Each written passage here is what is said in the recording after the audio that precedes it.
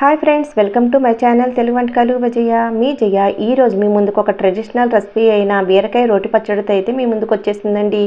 ఈ రోల్ అన్నది రీసెంట్గా తీసుకున్నప్పుడు మీకు షార్ట్ వీడియో కూడా తీసి పెట్టాను కదండి. మన కిచెన్లో ఒక కొత్త వస్తువులు వచ్చేసాయని. అయితే తర్వాత అప్పటి నుంచి మీకు పచ్చడి ఏం చేసి చూపించలేదు కదా, అందుకే ఇప్పుడైతే నేనైతే చేసుకుంటూ ఉన్నాను కానీ మీకు వీడియో తీసి చూపించలేదండి. ఈ రోజు అయితే మనం బీరకాయతో అయితే రోటి పచ్చడి చేసుకుందాం. దానికోసం ఏమేమి తీసుకున్నానో మీకు అన్ని వీడియోలోకి వెళ్ళి చూపిద్దామండి. ఫస్ట్ నుంచి లాస్ట్ వరకు చూస్తే నేను ఎలా చేశానన్నది కూడా మీకు అర్థమవుద్దండి. చూసారు కదండి. ముందు ఒక బీరకాయని తీసుకొని శుభ్రంగా కడుక్కొని దానిపైన ఉన్న చూడండి చిన్న అంచులా ఉంటాయి కదా, అట్లా నార అయితే తీసేసుకుందామండి. తర్వాత మనం పచ్చడికే కాబట్టి తొక్కతో అయితే మనం ముక్కలు కట్ చేసుకుందాం.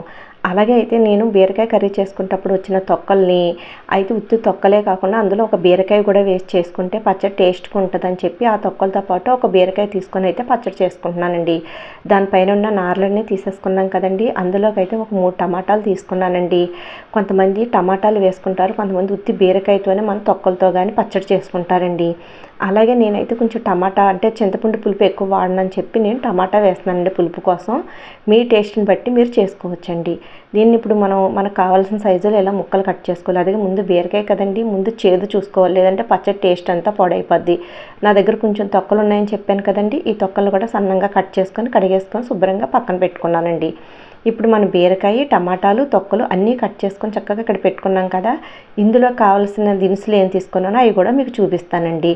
చూసారు కదండి. నేను టేస్ట్కి తగినట్టు ఎండుమిర్చి తీసుకున్నా, మీరు పచ్చిమిర్చి కూడా తీసుకోవచ్చండి. ఒక్కొక్క టేస్ట్ ఒక్కొక్కలా ఉంటుంది కదా. అలాగే 1 స్పూనున్నర ధనియాలు, 1 స్పూన్ మినపప్పు, 1/2 స్పూన్ జీలకర్ర, అలాగే కొన్ని వెల్లుల్లి రేఖలు. నేను వెల్లుల్లి రేఖలను కొంచెం ఎక్కువే తీసుకుంటానండి. అలాగే కొంచెం చింతపండు, కొంచెం సాల్ట్ అండి. ఇంతేనండి. ఇప్పుడు మనం స్టవ్ మీద బాండీ పెట్టుకొని నేనైతే గానుగ నూనె వేసుకుంటున్నానండి. మీరు ఏ నూనె వేసుకున్నా పర్వాలేదు, మన దగ్గర ఏది ఉంటే అవి. అది కొంచెం వేడెక్కిన తర్వాత అయితేనండి ధనియాలు మినపప్పు వేసి కొంచెం వేయించుకుంటున్నానండి. అవి కొంచెం వేగిన తర్వాత మనం ఎండుమిర్చి అన్నీ వేసుకొని 1 by 1 అలా మొత్తం అన్నీ వేయించేసుకొని పక్కకు తీసుకోవాలండి. ఈ పోపు దినుసులు అన్నీ చూసారు కదండి. ఎండుమిర్చి కూడా మీడియం మంటలో పెట్టి పొంగుతూ ఏగే వరకు ఏగితేనండి లోపల గింజ వరకు మంచిగా ఏగుతుందండి. చూడండి. అలాగే అందులో కొంచెం గుప్పెడు కరివేపాకు వేసుకుంటున్నానండి. ఎందుకంటే కరివేపాకు హెల్త్కి చాలా మంచిది కదండి. ఇలా పచ్చళ్ళలో అట్లా వేసేసుకొని మనం అది ఇందులో చేసుకుంటేనండి కరివేపాకు అనేది ఆకుల్లో వేస్తే మనం తీసేసి పక్కన పెట్టేస్తారండి పిల్లలు వాళ్ళును. అదే మనం అనుకోండి ఇందులో కలిసిపోద్ది కాబట్టి మనం తినేస్తాం. చక్కగా కంటి చూపుకి కానీ హెయిర్ గ్రోత్కి కానీ చాలా మంచిది కాబట్టి కరివేపాకు ఇలా పచ్చళ్ళలో చేసుకునేటప్పుడు కొంచెం ఎక్కువగా వేయించేసుకోవాలండి. చూడండి. ఇప్పుడు అన్నీ పోపు దినుసులు వేగిపోయాయి కదా. ఇప్పుడు అన్నీ ఒక బౌల్లోకి తీసేసుకొని ఇప్పుడు అదే ఆయిల్లోని తొక్కలు బీరకాయ ముక్కలు వేసేసి కొంచెం వేగనిస్తానండి. అంటే కొంచెం మగ్గనిద్దాం. అలాగా ఇట్లా మగ్గడానికి మనం సాల్ట్ కూడా వేసుకోవచ్చు. కొంచెం బీరకాయ ముక్కలు ఉన్నాయి కదండి, వాటర్ వస్తుంది కాబట్టి ఆ వాటర్తో అలా మగ్గిపోతూ ఉంటాయి. చూసారు కదా. మూత పెట్టుకొని మధ్య మధ్యలో కలుపుకుంటూ కొంచెం ఇలా చూడండి ఇలా మగ్గనిచ్చాక ఇప్పుడు మనం టమాటా ముక్కలు కూడా వేసుకుందామండి. అంటే ముందే వేసుకుంటే బీరకాయ నీరు వస్తుంది కదా, అందుకని చెప్పి అది మగ్గదు ఎక్కువగాను, పచ్చివాసన పోయినట్టుగా అనిపించదని చెప్పి నేను ఇలా అయితే వేసుకుంటానండి. ఇప్పుడు ఈ టమాటా ముక్కలు కూడా వేసుకొని కొంచెం సాల్ట్ వేసుకొని అట్లా కలుపుకుంటూ అలాగే మనం తీసుకున్న చింతపండు రెమ్మ కూడా మధ్యలో పెట్టేసుకొని మళ్ళీ మూత పెట్టుకొని ఇది టమాటాలు మెత్తగా అయిపోయే వరకు చక్కగా మగ్గబెట్టుకోవాలండి. అప్పుడు మనకి బీరకాయ తొక్కలు టమాటా ముక్కలు మంచిగా గుజ్జులా మగ్గిపోతాయి. చూసారు కదండి. ఇట్లన్నిటిని మగ్గబెట్టేసుకున్న తర్వాత మనం అయితే రోల్ దగ్గరికి వెళ్ళి పచ్చడి అయితే చేసుకుందామండి. చూడండి. లాస్ట్కి మగ్గాయో లేదో చూద్దాము. చూడండి చక్కగా మొత్తం అంతా టమాటాతో సహా మొత్తం గుజ్జులాగా అయిపోయింది. చూసారు కదా. వీటిని చక్కగా ఇప్పుడు మనం స్టవ్ ఆఫ్ చేసేసి చల్లారి పెట్టుకున్న తర్వాత అయితే పచ్చడి చేసుకుందామండి. ఇంతేనండి. మనం ఏమేమి తీసుకున్నానో బీరకాయ ముక్కలు ఎలా మగ్గబెట్టానో చూపించాను కదా. ఇప్పుడు ఈ చల్లారిన తర్వాత పచ్చడి కూడా ఎలా చేసుకుంటానో కూడా చూపిస్తానండి. వీడియో అయితే అందరూ చూస్తున్నారు కానీ ఎవరూ లైక్ చేయట్లేదండి. అలాగే వీడియోని లైక్ చేసి మంచిగా కామెంట్ పెట్టడం వల్ల అది ఎక్కువగా రీచ్ అవుద్ది, నాకు సపోర్ట్ చేసిన వాళ్ళు అవుతారండి. ఇంకా మంచి మంచి వీడియోస్ తీస్తానండి మీకు. చూడండి. ఇప్పుడైతే మనం రోల్ దగ్గరకు వచ్చేసాం.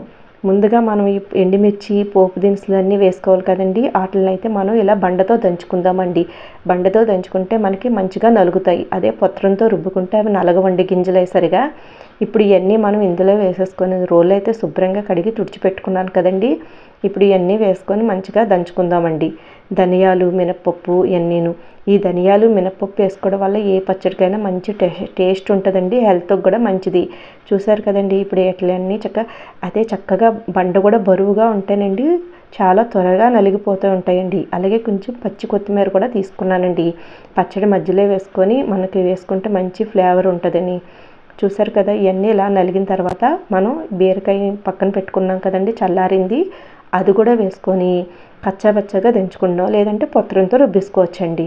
చూసారు కదా, మనకి ఇలా త్వరగా నలగనట్టుగా ఉందంటే పొత్రంతో రుబ్బేసుకుంటే సరిపోద్దండి. అదే కొంచెం పచ్చడి అయితే ఇలా మనం దీంతోనే చక్కగా దంచేసుకుంటే సరిపోద్దండి. చూడండి, ఇప్పుడు నేను ఇలాగా పచ్చి కొత్తిమీర కూడా వేసి అందులో వేసి దంచుతున్నానండి. అలాగే కొంచెం సాల్ట్ వేస్తున్నాను, ఎందుకంటే మనం ముక్కల్లో కొంచెం వేసాం కదండి. ఇప్పుడు ఇలా వేసుకొని దంచుకుందామండి. ఇలా అయితే త్వరగా అన్నట్టుగా లేదని చెప్పి మధ్యలో నేను పొత్రం పెట్టి మళ్ళీ రుబ్బేసానండి. అప్పుడు ఇలా 2 రుబ్బులు రుబ్బగానే మంచిగా నలిగిపోయిందండి బాబు. చూడండి ఎంత చక్కగా నలిగిందో. నేను ఆ రోలుకి కింద మనం గ్యాస్ సిలిండర్కి పెట్టుకుంటాం కదండి, ఆ ప్లేట్ పెట్టానండి. అటు ఇటు చక్కగా మనకి ఎటు కావాలితే అటు జరుపుకోవచ్చు.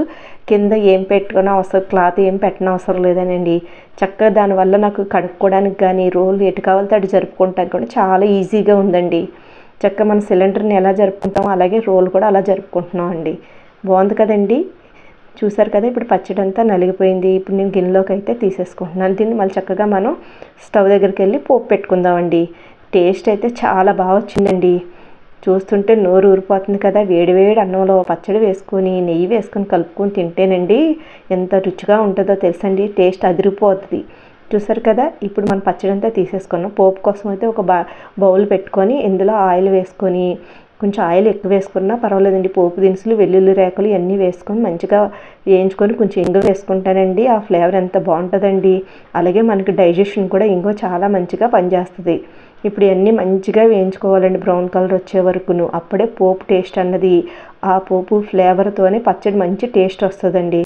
చూసారు కదా, ఇది గానుగ నూనె కాబట్టి ఇలా పొంగిపోతుందండి. మధ్యలో ఏగలేదో మనం చూసుకుంటే తెలుస్తుందండి. ఇప్పుడు కరివేపాకు, ఇంగువ అన్నీ వేసుకొని మంచిగా వేయించేసి పోపులో వేసి కలిపేసుకొని వేడివేడి అన్నంలో వేసుకొని తింటే ఉంటుందండి రుచి. ఇంకా కమ్మటి మంచి నెయ్యి వాసనతో చక్క పుల్ల పుల్లని కమ్మని టేస్ట్తో అయితే చాలా బాగుందండి. చూడండి ఎంత మంచిగా వేగిపోయింది. ఇప్పుడు ఈ పోపునైతే మనం అండి చక్కగా ఈ పచ్చళ్ళలో వేసుకొని శుభ్రంగా అందులో కలిసిపోయేలాగా కలుపుకోవాలండి. అది నూనె కూడా ఎక్కువ వేసుకున్నాం కదా, గానుగ నూనె కదండి, ఇంకా కమ్మటి రుచి వస్తుందండి. ఇంకా అన్నంలో నెయ్యి కూడా వేసుకొని కలుపుకొని అవసరం లేదు. ఈ పోపు ఆ పచ్చడి అంతా పట్టేలా కలుపుకొని మూత పెట్టేస్తేనే వెంటనే ఆ పోపు ఫ్లేవర్ అంతా పచ్చడి పెట్టి మంచి కమ్మటి వాసన వస్తుందండి. చూసారు కదండి, మన పచ్చడి అయితే రెడీ అయిపోయింది. ఇప్పుడు సర్వింగ్ బౌల్లో తీసుకొని సర్వ్ చేసుకుందామండి. చూసారు కదా, టేస్టీ అయిన బీరకాయ తొక్క పచ్చడి అయితే మనం రోట్లో చేసేసుకున్నాము. రోట్లో చేసుకున్న పచ్చడి ఎంత కమ్మగా ఉంటుందో మీకు తెలుసు కదండి. మన పూర్వకాలంలో మన పెద్దవాళ్ళు అప్పుడు మిక్సీలు గ్రైండర్లు లేవు కదండి, రోట్లోనే చేసుకునేవారు. ఎంతటి కమ్మటి బీరకాయ పచ్చడిని నేను రోట్లో ఎలా చేస్తానో మీరు కూడా ఒకసారి ట్రై చేసి ఎలా వచ్చిందా అన్నది నాకు కామెంట్ బాక్స్లో తెలపండి. ఇలాంటి మంచి మంచి పచ్చళ్ళు మీకు ఇంకా చేసి చూపిస్తాను. Thank you for watching.